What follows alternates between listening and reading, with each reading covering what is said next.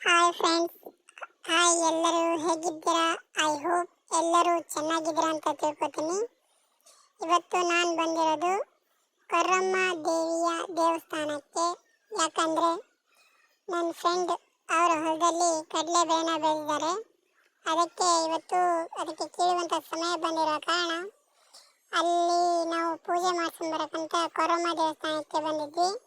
ಅಲ್ಲಿಂದ ನೇರ ಹೊರಟು ಅವರ ಹೊಲಕ್ಕೆ ಹೋಗಿದ್ವಿ. ಅಲ್ಲಿ ಸ್ಪ್ರಿಂಕ್ಲರ್, ಅದೇ ಬೆಳೆಗೆ ಹೊಲ ಹಸಿ ಆಗಲಿ ಅಂತ ಹೇಳಿ ಸ್ಪ್ರಿಂಕ್ಲರ್ ಹಾಕಿದ್ರು. ಮತ್ತು ಅದನ್ನು ಬೇರೆ ಕಡೆ ತೆಗೆದು ಹಾಕಬೇಕಂತ ಹೇಳಿ ಹೋದ್ವಿ. ಅಲ್ಲಿ ಮೋಟ್ರ್ ಆಫ್ ಮಾಡಿ ಅಲ್ಲಿಂದ ಬೇರೆ ಕಡೆ ಎತ್ತಿ ಹಾಕಿದ್ವಿ. ಆದರೆ ಅವ್ರ ಹೊಲ ಇದೆ ನೋಡಿ ಫ್ರೆಂಡ್ಸ್, ಕಡಲೆ ಬೆಳೆನ ಕೀಳಬೇಕಾಗಿತ್ತು. ಎಲ್ಲ ಹಸಿಯಾಗಿದೆ ಇವಾಗ. ಅದನ್ನು ನೋಡಿ ನೀವೇ ಗೊತ್ತಾಗುತ್ತೆ.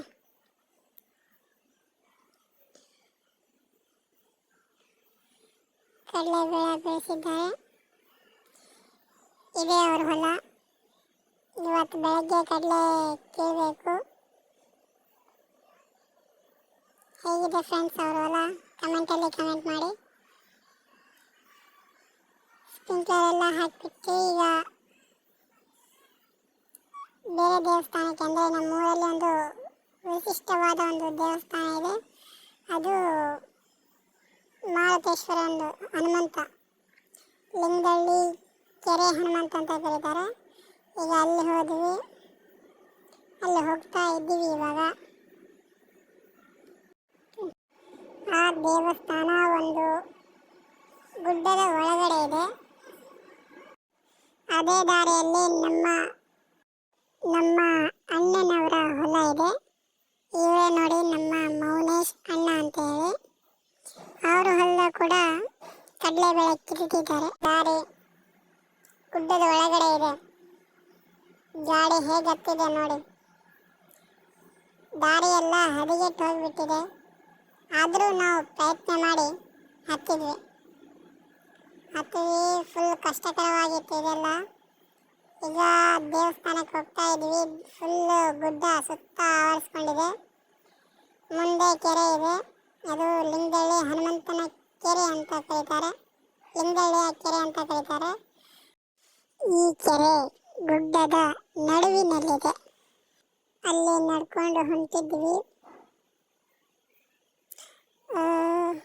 ಇದು ನಮ್ಮೂರ ಕೆರೆ, ಲಿಂಗದಳ್ಳಿಯ ಕೆರೆ. ಹೇಗಿದೆ? ಸುತ್ತಲೂ ಗುಡ್ಡ, ನಡಕ್ಕೆ ಕೆರೆ ಇದೆ. ಆ ಕೆರೆಯ ಪಕ್ಕದಲ್ಲಿ ಒಂದು ಮಾರುತೇಶ್ವರ ದೇವಸ್ಥಾನ ಇದೆ, ಅಂದರೆ ಹನುಮಂತನ ದೇವಸ್ಥಾನ. ಇದೆಲ್ಲ ಕೆರೆ ಒಡ್ಡಿನ ಮೇಲೆ ನಾವು ನಡ್ಕೊಂಡು ಹೋಗ್ತಿರೋ ಇದೆಲ್ಲ ಸುತ್ತ ಗುಡ್ಡ ಆವರಿಸ್ಕೊಂಡಿದೆ. ಮುಂದೆ ಹೋಗ್ತಿರೋದು ನನ್ನ ಫ್ರೆಂಡ್ ಹನುಮೇಶ್, ಅವ್ರದ್ದೇ ಹೊಲ. ಅಲ್ಲಿ ಎಲ್ಲ ಪೂಜೆ ಮಾಡಿಸ್ಕೊಂಡು ಈಗ ಈ ದೇವಸ್ಥಾನಕ್ಕೆ ಬಂದಿದ್ವಿ. ಇದೇ ಕೆರೆ. ಈ ಕೆರೆಯಲ್ಲಿ ಬಹಳಷ್ಟು ಹಾವುಗಳಿದ್ವು. ಈಗ ಏನಾಗಿದ್ವೋ ಗೊತ್ತಿಲ್ವ. ಹಾಗೆ ಮುಂದೆ ನಡ್ಕೊತ ಹೋದ್ವಿ. ಇನ್ನೊಂದು ಚೂರು ಮುಂದೆ ಹೋದರೆ ಅಲ್ಲಿ ಮಾರುತೇಶ್ವರ ದೇವಸ್ಥಾನ ಕಾಣುತ್ತೆ. ಮತ್ತು ಇದೆಲ್ಲ ಫುಲ್ಲು ಕಂಟಿಗಳು ಆವರಿಸ್ಕೊಂಡು ಬಿಟ್ಟಿದ್ದಾವೆ. ಎಲ್ಲ ಫುಲ್ಲು ಬೆಳೆದುಬಿಟ್ಟಿದ್ದಾವೆ. ಇದರಲ್ಲಿ ಹಾವು, ಚೇಳು ಏನಾದರೂ ಇರ್ಬೋದು. ಆದರೆ ಅದನ್ನು ಲೆಕ್ಕಿಸದೆ ನಾವು ಮುಂದೆ ನುಗ್ತಾ ಇದ್ದೀವಿ. ಒಂಥರ ಸಾಧನೆ ಮಾಡ್ದಂಗೆ ಆಗ್ತಿದೆ ಇದೆಲ್ಲ. ಇದೆ ಗುಡ್ಡ, ಈ ಕಡೆ ಕೆರೆ, ಮುಂದೆ ನನ್ನ ಫ್ರೆಂಡು. ರೈಟ್ ಸೈಡು ಅಲ್ಲ, ಲೆಫ್ಟ್ ಸೈಡು ಇದು ನಮ್ಮೂರ ಕೆರೆ. ಈ ಕಡೆ ಟರ್ನ್ ಆದರೆ ನಮ್ಮೂರ ಹನುಮಂತ ದೇವರು.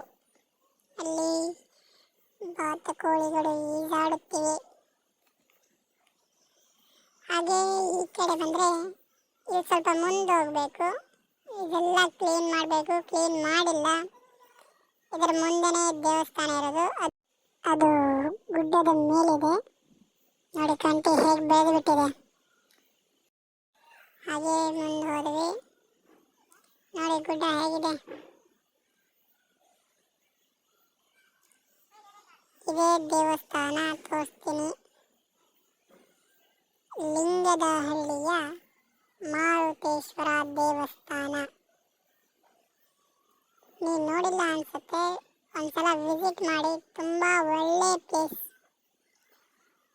ಯಾಕಂದರೆ ಪ್ರಕೃತಿಯ ಸೌಂದರ್ಯವನ್ನು ಸವಿಯುವುದೇ ಒಂದು ಬಹಳ ಸುಖಕರವಾದ ಸಂಗತಿ ಅಂತ ಹೇಳ್ಬೋದು. ಇದೆ ನೋಡಿ ನಮ್ಮ ಊರಿನ ದೇವಸ್ಥಾನ. ಇಲ್ಲಿ ಬಂದು ತುಂಬ ದಿನಗಳ ನಂತರ ನಾನು ಇಲ್ಲಿ ಬಂದಿದ್ದೀನಿ ನೋಡಿ. ಗುಡ್ಡ ಹೇಗಿದೆ. ಗುಡ್ಡದ ಮಧ್ಯದಲ್ಲಿ ಒಂದು ದೇವಸ್ಥಾನ ಅಂದರೆ ನಂಬ್ತೀರಾ? ನಂಬೋದಿಲ್ಲ. ಅದೇ ನಮ್ಮ ಊರಿನ ಸ್ಪೆಷಾಲಿಟಿ. ತುಂಬ ಚೆನ್ನಾಗಿದೆ ನೋಡಿ. ದೇವರ ಮೂರ್ತಿ ಹೇಗಿದೆ. ಹನುಮಂತ, ವಿಷ್ಣು ಹಾಗೂ ಶಿವ, ಈ ಮೂವರ ಅದ್ಭುತ ಒಂದು ಶಿಲೆಯನ್ನು ಕೆತ್ತಲಾಗಿದೆ ಅಂತ ಹೇಳ್ಬೋದು. ಅಲ್ಲಿ ಪೂಜೆ ಮುಗಿಸ್ಕೊಂಡು ಈಗ ನಾವು ಸ್ವಲ್ಪ ಹೊತ್ತು ಇಲ್ಲೇ ಕೂತ್ಕೊಂಡು ಕೆರೆ ಎಲ್ಲ ನೋಡ್ಕೋಬೇಕಂತ ಹೇಳಿ ಹಾಗೆ ಫೋಟೋಸ್ ಎಲ್ಲ ತಕ್ಕೊಂಡು ಇಲ್ಲಿಂದ ಕೂತ್ಕೊಂಡು ಸ್ವಲ್ಪ ಹೊತ್ತು ಕೆರೆ ನೋಡಿದ್ವಿ. ನಂತರ ಕೆರೆ ಕೆಳಗಿಂದ ಹೇಗೆ ಕಾಣುತ್ತೆ ಅಂತ ನೋಡೋಕ್ಕೆ ಕೆಳಗೆ ಹೋದ್ವಿ. ಅಲ್ಲಿ ತುಂಬ ಬ್ಯೂಟಿಫುಲ್ ಆಗಿ ಕಾಣಿಸ್ತಿತ್ತು.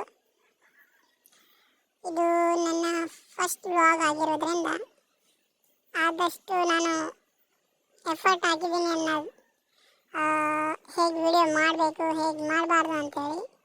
ಇಷ್ಟ ಆದರೆ ಲೈಕ್ ಆ್ಯಂಡ್ ಶೇರ್, ಸಬ್ಸ್ಕ್ರೈಬ್ ಮಾಡಿ. Thank you so much.